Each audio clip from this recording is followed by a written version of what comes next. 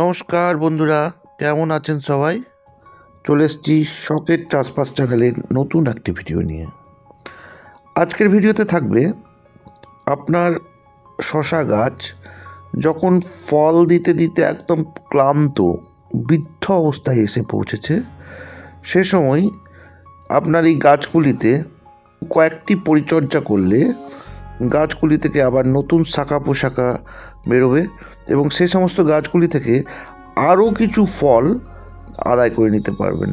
অর্থাৎ এই মরন্ত গাছগুলি যেগুলোর ম্যাক্সিমামই পাতা হলুদ হয়ে এসছে, যেগুলো আর ফল দিতে পারছে না, মানে গাছ এবারে বলছে চলো এবারে আমি আসি, তুমি নতুন প্রজন্মের দিকে তাকাও, সে সময়তে আপনাকে এই পরিচর্যাগুলি করতে হবে।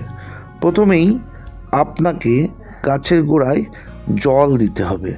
জল দেওয়ার পর একটি পিজিআর আপনাকে দিতে হবে, সাইটোকাইনিনযুক্ত পিজিআর।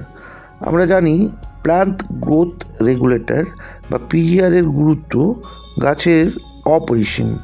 বিভিন্ন ধরনের হরমোন যেমন সাইটোকাইনিন অথবা অক্সিন, জিবলারিন ইত্যাদি ফাইটো হরমোনগুলি এই সমস্ত পিজিআরে থেকে থাকে। এই সাইটোকাইনিনযুক্ত যে পিজিআর অর্থাৎ এই সাইটোকাইনিন হরমোন উদ্ভিদের কোষ বিভাজনে এবং ফুল ফল গঠনে সহায়তা করে। তাই এই সময়তে একটি সাইটোকাইনিনযুক্ত পিজিআর আপনাকে প্রথমেই গাছের মধ্যে প্রয়োগ করে নিতে হবে। আমরা এই সাইটোকাইনিনযুক্ত পিজিআর হিসেবে অলউইন গোল্ড স্টার প্রয়োগ করেছিলাম, যার ডোজ প্রত্যেক লিটারে 1.5 থেকে 2 ml। অলউইন গোল্ড স্টার আপনি যদি হাতের কাছে না পান তাহলে ইউজ করতে পারেন বায়োভিটা এক্স। বায়োভিটা এক্সের কম্পোজিশনও অনেকটা অলউইন গোল্ড স্টারের মতনই। এর মধ্যে সাইটোকাইনিনের সাথে সাথে সিউইড এক্সট্রাক্ট বা সামুদ্রিক শৈবালের নির্যাসও থাকে। এই সাইটোকাইনিন হরমোন প্রয়োগ করার পর আপনার গাছ উদ্দীপ্ত হবে এবং গাছ নতুন পাতা, ডাল ইত্যাদি ছাড়তে শুরু করবে, ফুল ফল আনতে চেষ্টা করবে।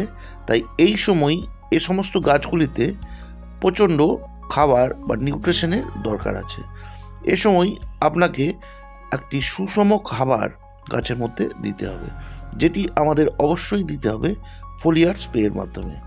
কারণ এ সময় গাছের গোড়াতে আপনি কোনো সার দিতে পারবেন না, কারণ কি এই সারগুলি পচে গাছকে নিতে অনেকটা টাইম লেগে যাবে।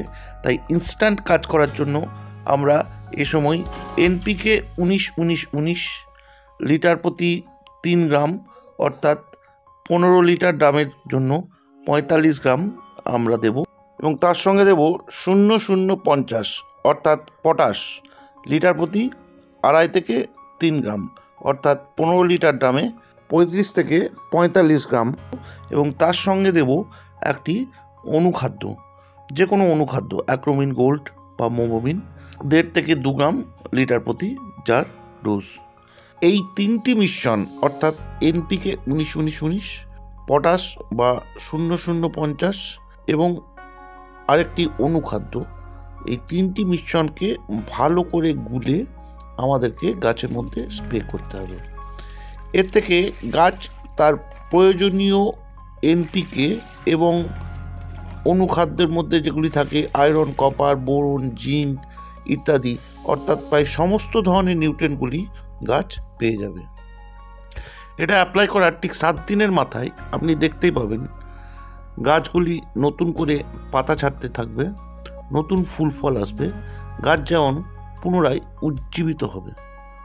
এখন আপনার কাজ হবে এই সমস্ত ফুল বা ফলগুলিকে জাস্ট গাছের মধ্যে ধরে রাখা। তার জন্য আপনাকে আরেকটি পিজিআর আপনার গাছে প্রয়োগ করতে হবে, সেটি হলো মিরাকুলান। কম্পোজিশন ট্রায়াকন্টানল, ডোজ লিটার প্রতি 1.5 থেকে 2 ml। এই মিরাকুলান ইউজ করলে আপনার ফুল এবং ফলগুলি ঝরে পড়বে না, ফলগুলি সুগঠিত হবে।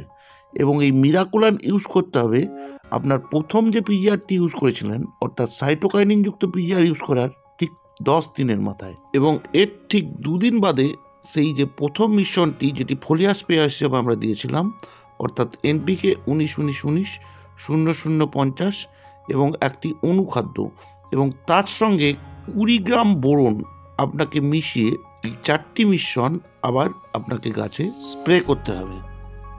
এর ঠিক মাঝে আপনাকে একটি ফাঙ্গিসাইড এবং তার সঙ্গে একটি কীটনাশক স্প্রে করে দিলে আরও ভালো হয়। তবেই আপনি মরে যাওয়া গাছগুলি থেকে বেশ কিছু ফল আদায় করে নিতে পারবেন। আজ তাহলে এ পর্যন্তই থাক। খুব শীঘ্রই আসছি আরেকটি ভিডিও নিয়ে।